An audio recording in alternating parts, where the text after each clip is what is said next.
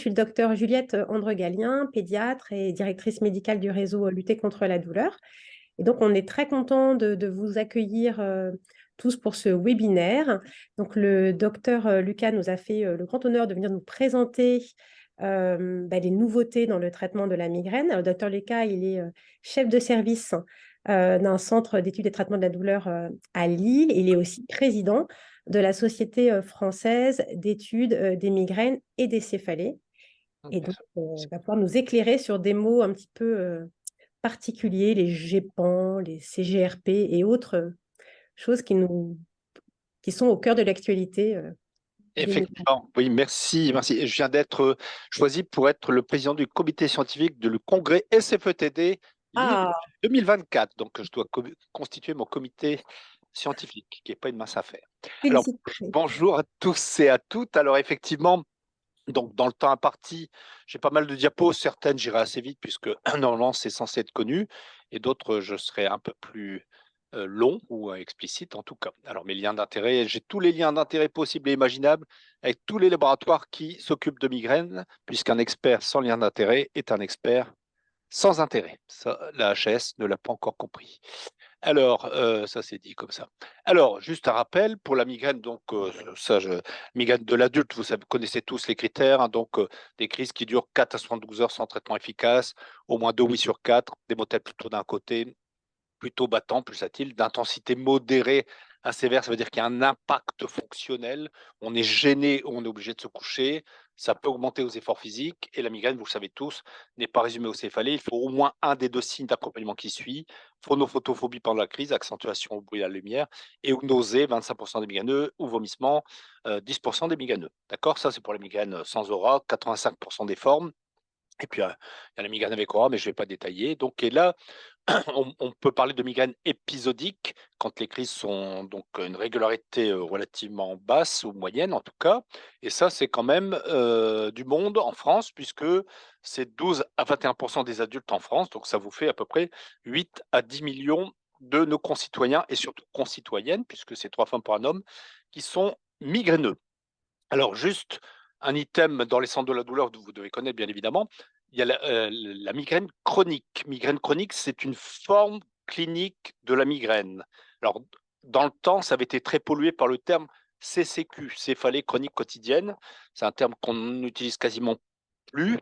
Céphalée chronique quotidienne, c'est des maux de tête plus de 15 jours par mois depuis plus de 3 mois sur une céphalée primaire préexistante. Et en fait, le gros de la troupe, c'est les patients en migraine chronique qui ont, alors au début, des crises épisodiques à basse fréquence qui augmentent progressivement avec les années et qui se retrouvent avec un fond de céphalée plus de 15 jours par mois et au moins 8 pics migraineux par mois.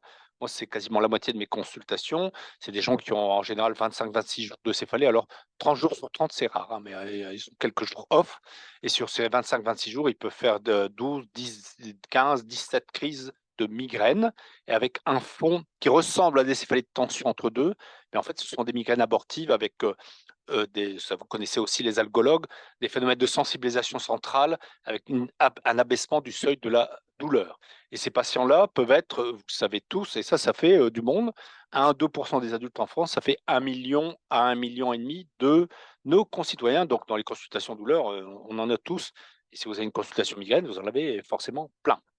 Et puis, peut être co-associé à cette chronicité de la migraine, une surconsommation antalgique. Alors, à dessein, je ne dis plus abus, parce que l'immense majorité de ces patients, ce ne sont pas des abuseurs au sens addictologique du terme psychiatrique. Ce sont en anglais, on dit overuse. Overuse, c'est pas abuse, c'est surconsommateur. Et donc, ce sont des gens migraineux sévères qui ont des crises fréquentes, qui prennent des traitements pour être soulagés, pour aller bosser, etc. Et donc, la surconsommation est définie par plus de 15 jours par mois depuis plus de 3 mois pour les antalgiques non opioïdes et plus de 10 jours par mois depuis plus de 3 mois pour le reste, notamment les triptans. Alors, ça, c'est pour planter le décor. Là aussi, pour planter le décor, un petit mot de physiopathe de la migraine. Alors, je fais cours DU, céphalée migraine, 3 heures sur la physiopathe. Là, je vais faire 2 diapos simplement. C'est maladie complexe, 180 gènes de prédisposition. Le générateur est sans doute dans l'hypothalamus, des hypothalamus, l'hypothalamus qui régule plein de choses. Et il y a un dysfonctionnement neuronal d'abord, hypothalamique, qui peut donner des signes avant-coureurs, ce qu'on appelle les prodromes. Et à partir de ce dysfonctionnement hypothalamique va se répandre une espèce d'onde qui s'appelle la dépression corticale envahissante, qui est un tsunami qui va de l'arrière du cortex vers l'avant. Ce tsunami va déclencher une réaction inflammatoire avec libération par les fibres C du trijumeau de protéines de l'inflammation, dont le fameux CGRP qu'on va voir juste après. Et l'inflammation périvasculaire des artères méningées durmériennes, avec une petite vasodilatation, mais la vasodilatation est à la marge là-dedans, c'est l'inflammation stérile qui crée la douleur, va ramener l'information de façon antidromique par la branche ophtalmique du trijumeau dans le tronc cérébral, et ça va repartir thalamus, et donc sur le cortex pariétal, sensation consciente de la douleur. Donc là, je vous l'ai fait en accéléré, hein, bien évidemment, et vous avez compris que cette dépression corticale envahissante, qui est un tsunami, peut donner chez certains patients, en fonction de la hauteur de vague, si j'ose dire, des auras. Il y a une parfaite congruence, il y a une brève hyperexcitation neuronogliale qui peut donner signe positif d'une aura, les points lumineux, les phosphènes, suivi d'une dépression de l'activité neuronogliale qui peut donner signe négatif, un scotome. Les deux ensemble, c'est le scotome scintillant. Alors, qu'est-ce qui se passe exactement au niveau des artères méningées durmériennes? Vous avez compris que ce tsunami entraîne une libération d'une soupe inflammatoire avec plusieurs peptides. Vous voyez les noms, substance P, neurokinine, PACAP, et la protéine principale qui est larguée s'appelle le CGRP, calcitonin gene related peptide, avec l'accent, donc qui donne une vasodilatation, certes, mais qui donne surtout une inflammation stérile, d'accord? Et donc avec la conduction ensuite antidromique de l'influx par le circuit trigémino-cervico-vasculaire, ça va remonter dans le cerveau. Et par ailleurs, pendant la crise de migraine, il y a en plus une dégranulation mastocytaire, libération d'histamine, qui aggrave le phénomène, d'accord? Donc, vous voyez marqué en rouge cette petite protéine, le CGRP. Alors, juste un mot aussi, on a fait des publications de nouvelles recommandations de prise en charge de la migraine qu'on a publiées en 2021 sur le diagnostic et l'évaluation du patient migraineux, sur les traitements pharmacologiques et non pharmacologiques. Ça date qu'il y a 2 ans, mais la science et la médecine, ça évolue. Il y a déjà beaucoup de choses qui ont bougé et c'est le cœur de mon propos. Alors, juste ici, vous avez sur ce tableau les traitements de crise spécifiques. Alors, ne figurent pas les AINS, mais vous savez qu'il y a 4 AINS qui ont un haut niveau de preuve dans la crise de migraine. Il y a l'aspirine aussi, un gramme, qui a pas un niveau de preuve. Et puis, les triptans qui ont été inventés il y a une trentaine d'années, donc en fonction des mécanismes supposés de la migraine, qui ont été une révolution thérapeutique pour le traitement de crise. 7 triptans, il n'y a pas d'effet classe, il y a des comprimés, il y a des lyophilisol, il y a une forme spray, il y a une forme injectable. Donc, on peut ne pas répondre à un triptan, répondre à un autre. Il faut le tester au moins sur 3 crises. Bon, ça, tout ça, vous connaissez. Et vous voyez apparaître des noms que vous ne connaissez peut-être pas. Les GEPAN, ça, je vais détailler. Ditan, je ne vais pas détailler parce que ce sont des agonistes qui agissent sur les neurones trijumeaux. 5-HT1F, donc les triptans, c'est 5-HT1B, 1D. Donc vous vous souvenez, biochimie, deuxième année de médecine, hein, donc vous vous souvenez tous, hein, bien évidemment, c'est tout frais tout ça. Donc 5-hydroxytryptamine, c'est la sérotonine. Les récepteurs de type 1B, c'est sur les vaisseaux méningés. Les récepteurs de type 1D, c'est sur les terminaisons de trijumeaux. Les récepteurs de type 1F, c'est sur les neurones trigéminés. Le lasmiditan est commercialisé aux États-Unis. C'est très efficace, hein, même plus que les triptans, sauf que ce traitement donne de 15-20% des cas des sensations ébrieuses et il y a un warning dans la délivrance. Les patients ont interdiction de conduire dans les 8 heures qui suivent, ce qui fait que le débouché au plan pratico-pratique, quand même, parce que des patients qui n'ont que des crises quand ils rentrent à 18 ou 19 heures chez eux, avec au moins 8 heures de sommeil derrière, il n'y en a pas tant que ça. Donc en clair, en France, le lasmiditan ne sera pas commercialisé. Alors, vous voyez ici également, je vous ai montré les traitements de crise avec les recommandations 2021. Ça, c'est toujours 2021. Les traitements de fond, ben là aussi, il y a eu beaucoup de mouvements. Dans la migraine épisodique, normalement, on doit commencer, sauf contre-indication, par un des deux bêta-bloquants validés dans la prévention de la migraine, pardon. propranolol ou métoprolol. Et si, contre-indication, un syndrome de Raynaud, une hypotension, etc., à l'époque, c'était amitriptyline ou candesartan. Alors, le candesartan n'a pas d'AM migraine, mais a un haut niveau de preuve, grade A, dans la migraine épisodique, ou topiramate. Sauf que topiramate, vous le savez tous, pour les femmes en activité génitale, depuis le 2 mai 2023, les médecins généralistes n'ont plus le droit d'initier de traitement par topiramate chez des migraineuses. Et nous, neurologues, on doit le faire après échec et avec un accord annuel de soins où la patiente s'engage, si j'ose dire, à ne pas avoir de grossesse puisque ces traitements, comme beaucoup d'antiepileptiques, c'était déjà formellement contre-indiqué pendant une grossesse, hein. Mais l'année dernière, il y a eu à peu près 272 femmes exposées au topiramate pendant une grossesse et essentiellement des prescriptions de médecins généralistes.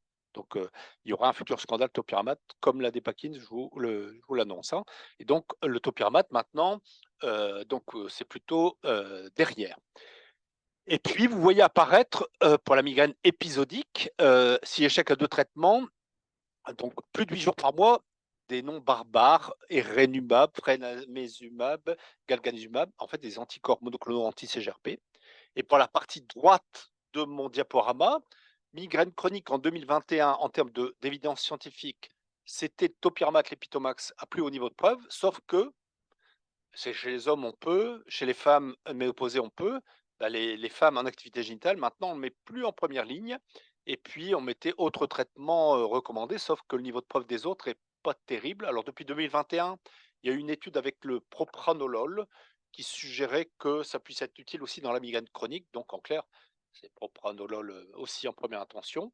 Et puis, vous voyez tout en bas, en cas d'échec, soit les anticorps monoclonaux ou la toxine botulique de type A, c'est-à-dire le Botox. Alors, le CGRP. CGRP, c'est une petite protéine découverte en 1982 par des chercheurs californiens. Petite protéine, 37 acides aminés. Donc, c'est fabriqué par tous les mammifères. Nous sommes des mammifères. Et donc, vous allez voir que nous, les migraineux, je mets nous puisque je suis migraineux, nous en fabriquons plus que les autres et on est plus sensible à cette protéine. Alors, cette protéine, il y en a partout, dans tout le corps humain. Il y en a plein dans le système nerveux central et périphérique, mais il y en a aussi dans le système mésentérique en particulier. Et ces actions biologiques, c'est d'être un vasodilatateur puissant des petites artères et d'être impliqué dans la nociception, dans la douleur. À tout à chacun ici, si je vous fais une injection sous-cute de CGRP, vous allez hurler, donc on ne va pas le faire, on va éviter. Donc voilà. Alors ça, je vais passer, c'est les conformations biochimiques, tout ça, ça on va passer. Alors, donc il y en a plein dans le système nerveux central, c'est une isoforme alpha, et il y a une deuxième isoforme bêta dans le système nerveux mésentérique. C'est pour ça que c'est les médicaments qui bloquent la voie du CGRP, dans les effets secondaires potentiels, peuvent donner, heureusement rarement, une constipation. C'est à cause de ça, c'est parce qu'il y a du CGRP bêta dans le tube digestif. Et l'affinité réceptorielle, elle n'est pas, bien sûr, d'une sélectivité à 100%, bien évidemment. Alors, que se passe-t-il? Par quoi est libéré ce CGRP lors de la crise de migraine? Ben, il est libéré par les terminaisons du trijumeau, les fibres A delta et C. D'accord?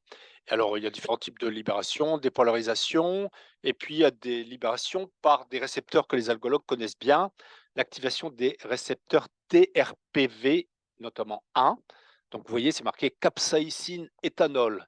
Quand vous avez une gueule de bois, en ayant bu un coup le week-end, ou 2 coups ou 3 coups, c'est parce que vous avez activé les TRPV1 et la capsaïcine, tout le monde connaît, par exemple, pour le Qutenza, eh bien, c'est là-dessus qu'on agit. Donc, en fait, on largue, même la gueule de bois, on largue du CGRP, hein, qui est puissamment algogène et un peu vasodilatateur, hein, donc, OK.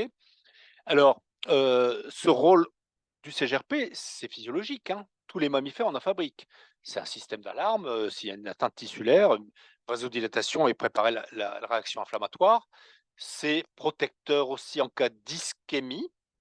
Et là, il y a peut-être des interrogations chez les patients imbibés par ces traitements. S'ils font un infarctus cérébral ou un infarctus du myocarde, pourrait-il éventuellement faire un infarctus plus grave en bloquant la vasodilatation des artères périphériques, par exemple pour un infarctus du myocarde? On ne sait pas, des petites artères. Donc ça, il y a encore des interrogations. Donc, et c'est un puissant vasodilatateur par différents mécanismes que je ne vais pas détailler. CGRP, donc comme je le disais, il y en a partout, mais plein dans le cerveau. Mais vous voyez qu'il y en a plein aussi dans la glande thyroïde, par exemple, il y en a un petit peu dans le foie, enfin bref, voilà. Les artères cérébrales et méningées sont innervées avec une innervation triple. Le système sympathique, plutôt vasoconstricteur, avec la noradrénaline essentiellement comme neurotransmetteur, le parasympathique, l'acétylcholine, et puis donc les fibres sensitives du trijumeau. Et là, vous voyez marqué CGRP, PACA, et substance P. Donc le CGRP est vraiment l'acteur essentiel. Là, j'aime beaucoup cette diapositive qui vous montre une terminaison trigéminale et de l'autre côté, une cellule musculaire lisse d'une artère méningée. Et donc, vous avez des vésicules contenant des neurotransmetteurs, notamment du CGRP. Et que voyez-vous? Les triptans sont les premiers anti-CGRP sans le savoir. Les triptans bloquent la libération présynaptique du CGRP. Donc les triptans, ce n'est pas par l'effet vasoconstricteur qu'ils agissent, hein. Ils vont bloquer la libération présynaptique du CGRP et vont bloquer l'inflammation stérile neurogénique ou la ralentir. D'accord? C'est pas comme ça qu'on les avait imaginés, mais c'est comme ça que ça agit. Et puis, vous voyez d'autres acteurs qu'on va détailler. Donc, j'ai pas anticorps monoclonaux. Donc, la fente synaptique, alors ma flèche, je ne sais plus où elle est, voilà, au milieu. Donc, le neurone trigeminal et puis la cellule musculaire lisse des artères méningées. Donc, triptan qui bloque cette fameuse blocage présynaptique. Et le CGRP, en fait, son implication dans la migraine, elle est connue depuis X années.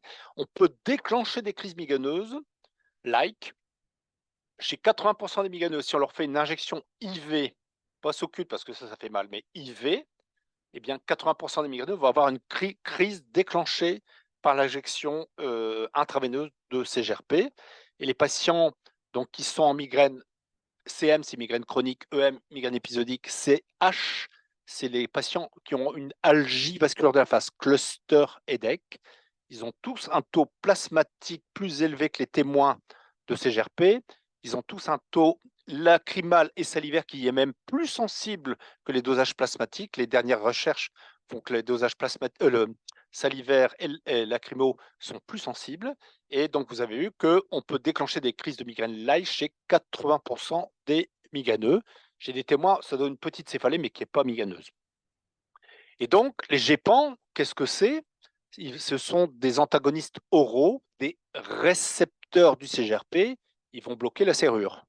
Tout à l'heure, on verra qu'on peut bloquer la clé. Et là, ils vont bloquer la serrure, le récepteur, et ils vont prendre la place du CGRP, donc antagonistes oraux. Pourquoi oraux? Parce que ça va être des comprimés. Alors, des GEPAN, c'est une vieille histoire, hein, donc quand j'étais jeune, j'étais encore peut-être chevelu, j'étais plus mince aussi, donc des essais cliniques, j'en fais depuis 30 ans. Donc les premiers GEPAN, ça avait été Olcé-GEPAN de Boehringer Ingelheim et le Telka-GEPAN. Alors, je vais assez vite. Ces GEPAN, notamment le deuxième, le Telka, étaient aussi efficaces que les triptans. Donc il y avait des études comparatives par rapport au risatriptan, qui est un des 2 plus puissants triptans, selon certaines méta-analyses. Il y avait aussi une étude comparative par rapport aux OMIG et ça marchait, aussi bien que les triptans.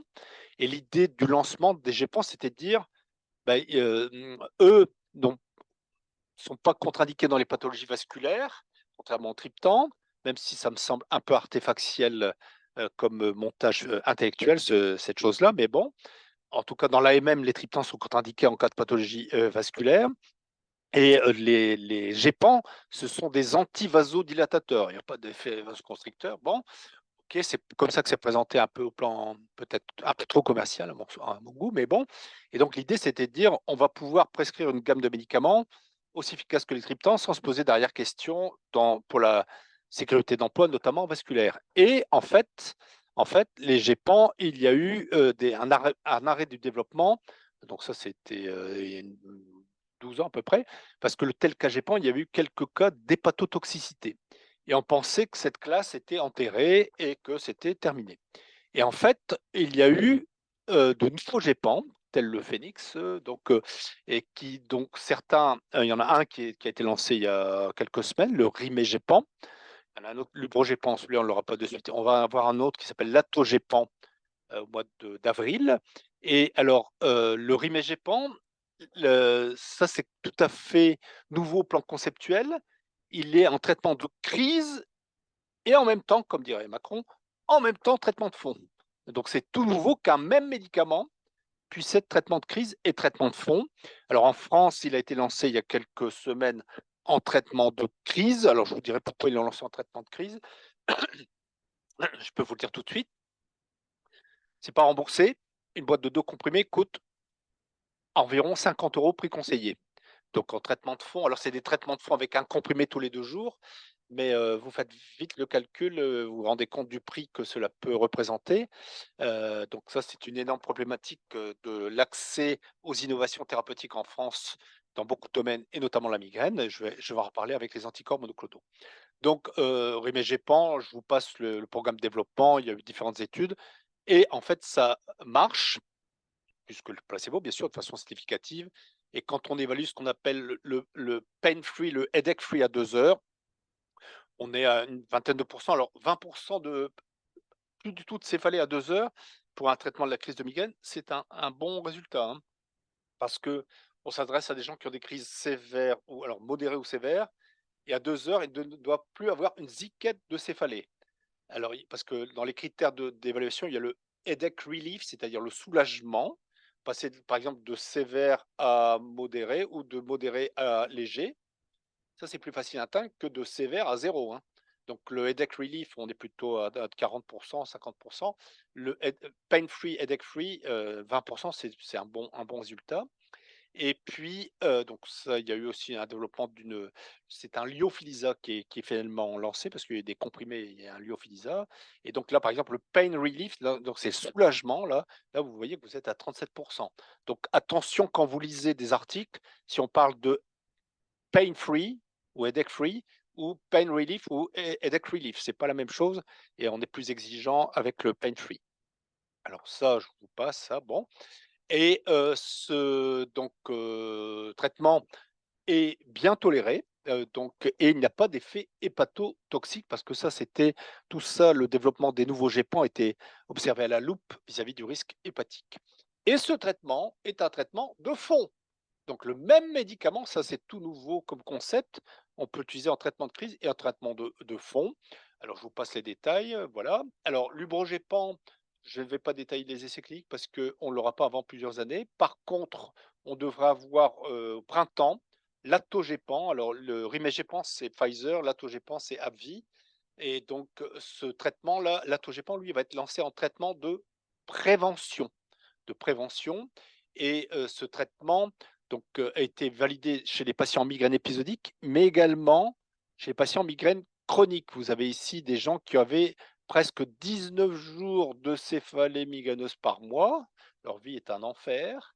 Et alors, c'est pas un vaccin, hein, donc vous voyez que ça diminue de donc -7, -5 jours à peu près ou -7. Bon, il y a un gain thérapeutique par rapport au placebo parce qu'il y a toujours un effet placebo dans les essais migraines. Donc c'est pas un vaccin, on les fait pas, revenir à quelques crises donc mais il y a un mieux significatif et dans la migraine chronique, en termes de pertinence clinique, moins 30 de jours de migraine en moins, c'est pertinent. D'accord? Donc voilà, je ne veux pas trop détailler ça, c'est la même chose. Alors et puis, pour rester dans les temps, hein, donc voilà, oui, on y sera, je pense. Il y a, outre les GEPAN, donc vous avez compris que, là, on est au tout début, hein, des GEPAN. Le Rimégépan, on va avoir l'Atogépan, il va y avoir l'Ubrogépan, il va y avoir le Vaségépan en spray nasal en traitement de crise. Mais le problème, c'est que, dans notre beau pays, ces traitements, pour l'instant, ne sont pas remboursés et est-ce qu'ils le seront un jour? On verra. Et c'est encore plus compliqué avec une autre révolution, mais encore à mon sens plus notable, qui sont les anticorps monoclonaux anti-CGRP. Si moi, on m'avait dit il y a 10 ans, bah, écoute, tu vas traiter tes migraineux avec des anticorps monoclonaux, des biothérapies. J'aurais dit: «Fou celui-là», donc bon, eh bien, on y est, enfin depuis quelques années, moi, on a fait des essais cliniques avec tous. Ces anticorps monoclonaux anti-CGRP ou ciblant la voie du CGRP plus précisément, sont au nombre de 4 au plan mondial. Il y a 3 anticorps qui ciblent le ligand, donc qui ciblent, la clé, si j'ose dire, donc qui vont bloquer le CGRP. Il y a le galganezumab, c'est l'Emgality du laboratoire Lilly. Ça s'administre une fois par mois en stylo auto-injecteur. Le patient le fait lui-même, hein, d'accord? Ben, j'en ai d'ailleurs. C'est un petit stylo comme ça, auto-injecteur, d'accord? Le leptinezumab, je vais en parler juste après. Le frémanezumab, c'est donc l'Ajovy du laboratoire Teva. C'est aussi une administration sous cute par mois. Alors, c'est pas un stylo auto-injecteur, c'est une seringue uniquement chez nous en France pour essayer de comprimer les coûts. Je vais vous expliquer pourquoi, alors que dans les autres pays, c'est un stylo auto-injecteur. Et il y a depuis peu l'eptinezumab, le Vyepti du laboratoire Lundbeck. L'eptinezumab, c'est un peu particulier, c'est le seul qui s'administre par voie intraveineuse et non pas tous les mois, c'est tous les 3 mois, produit de la réserve hospitalière, mais sans listensus, donc le budget, c'est à l'hôpital de budgéter, et donc des pertes tous les 3 mois. En hôpital de jour, c'est une perte de 30 minutes, mais ça mobilise du personnel. Et le problème de tout ça, c'est le coût. Alors, et puis, il y a un anticorps qui cible le récepteur du CGRP qui s'appelle l'éreniumab, les Movig. En fait, les Movig, comme ces traitements ne sont pas remboursés en France, on ne l'a pas. Ou alors, ça peut être un produit de la collectivité, mais c'est à l'hôpital de le payer. Et normalement, on ne peut pas facturer d'actes techniques en regard. Le problème de ces traitements, ils sont très efficaces. Honnêtement, en termes d'efficacité, on n'a jamais vu un tel niveau d'efficacité puisqu'on bloque la voie finale commune de la céphalée migraineuse. C'est 80% des patients migraineux sévères en échec de 2 à 4 traitements de fond. Dans le monde entier, c'est ça les indications, qui voient s'effondrer de 50 à 75% le nombre de jours avec céphalée migraineuse par mois. Et vous avez 8 à 12% de super répondeurs qui n'ont quasiment plus de crise. Enfin, c'est suspensif, hein, c'est pas un disease modifier, comme on dit, ça ne modifie pas la maladie, mais ça bloque les crises. Donc, 80% qui vont se réduire de 50 à 75% le nombre de jours avec migraine chez des gens en échec de différents traitements de fond. Dans les pays civilisés qui nous entourent, 23 pays européens, c'est remboursé. Alors, dans les autres pays, ça coûte 550 euros par mois, mais remboursé sous les conditions que je viens d'énumérer. Patient au moins 8 jours par mois en échec de 2 ou 3 traitements, ça dépend des pays. Prescription par un neurologue, réévaluation, etc. Enfin bref, c'est encadré, mais c'est remboursé. Dans le beau pays qui est le mien et le nôtre, dont je ne suis plus fier depuis longtemps pour la santé, eh bien, on est le seul pays industrialisé où c'est pas remboursé. Et les labos ont quand même fait un effort. Ils ont divisé par 2 le prix par rapport aux autres pays européens, hein. Le galganezumab, l'Emgality, le prix concilié est à 245 € par mois, hein. Il y a une marge de négociation possible avec son pharmacien. Si vous me posez une question, je vous le dirai. L'Ajovy, il est à 270 €. Tout ça à la charge du patient, hein. Et ce qui fait qu'en Allemagne, il y a 26 000 utilisateurs d'anticorps monoclonaux anti-CGRP. En France, 2 000. Pourquoi? Bah parce que c'est pas parce que les Allemands ont 13 fois plus de risques d'être migraineux sévères, c'est parce qu'en Allemagne, c'est remboursé et pas chez nous. Et la forme IV, vous allez dire, bah oui, mais la forme IV, c'est l'hôpital qui paye. Yes, mais, yes, but. Une ampoule d'eptinezumab coûte 540 €. L'HPDD L'HDJ, pardon, pas l'HPD, l'HDJ ramène 400 €. On perd 140 € par perf. Donc on est obligé de faire un montage avec une consultation complexe initiale, avec pharmacien, infirmière et médecin, qui ramène des sous, 800 € pour lisser les pertes à venir. Donc on marche sur la tête, hein, vraiment. Et puis on leur fait des évaluations à ces patients-là pour que ça soit en comptabilité, etc. Enfin bref, alors que c'est les mêmes patients qui pourraient se faire la sous-cute tout seuls chez eux. Dans tous les autres pays du monde, c'est d'abord les sous-cutes en cas d'échec l'IV. Et c'est pas parce que, en termes d'efficacité, il n'y a pas plus d'efficacité que l'IV que la sous-cute, hein, donc c'est pas le recours ultime, hein, voilà. Alors voilà, on en est. Et puis, voilà ces anticorps, les 4 dont je vous ai parlé, ils ont la double indication migraine épisodique à haute fréquence et migraine chronique en échec de différents traitements. Voilà. Alors GEPAN par rapport aux anticorps monoclonaux, c'est comprimé à prendre tous les jours ou 1 jour sur 2, ça dépend lesquels, versus injectable. Alors l'observance, l'injectable, vous êtes sûr de l'observance. Bon, après, il y a des gens qui ont peur un peu des piqûres, voilà. Les GEPAN, la prescription peut être faite par tout médecin, les anticorps monoclonaux anti-CGRP que par les neurologues. Et donc, mais la problématique, c'est que des neurologues, on n'est pas 36 000. On est moins de 2000, puis tous les neurologues ne s'intéressent pas à la migraine. Il y en a plein qui ne s'intéressent pas du tout à la migraine. Donc, voilà, donc, si en clair, si in abstracto par rapport à l'argent, s'il y avait pas ce problème-là, ça devrait être, dans un monde idéal, les GEPAN en première ligne, en cas d'échec, les anticorps monoclonaux et les vieux traitements de fond, ne plus les utiliser. Juste un petit mot pour terminer, puis, je laisserai libre cours aux questions après. Le botox, toxine botulique de type A. Les gens, beaucoup de patients pensent que c'est la cosmétique. Alors, je leur rappelle que le botox, toxine botulique de type A, parce qu'il y a différentes toxines, c'est un médicament. Il a été inventé comme médicament.